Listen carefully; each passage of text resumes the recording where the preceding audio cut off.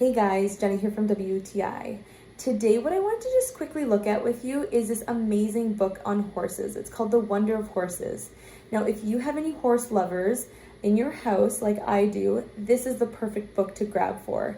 I love how big the pictures are, how beautiful the horses are, and how colorful.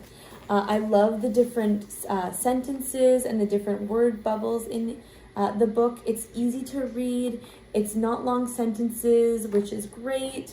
There's lots to learn. And I mean, how could you not love this book just based on that picture alone? So if you are helping your children learn how to read, I definitely recommend this, especially because it's so interactive and the pictures just pull the kids in. It's a no-brainer if you are looking for a book on horses for your children or even for yourself. I definitely recommend this book, but that's just my point of view.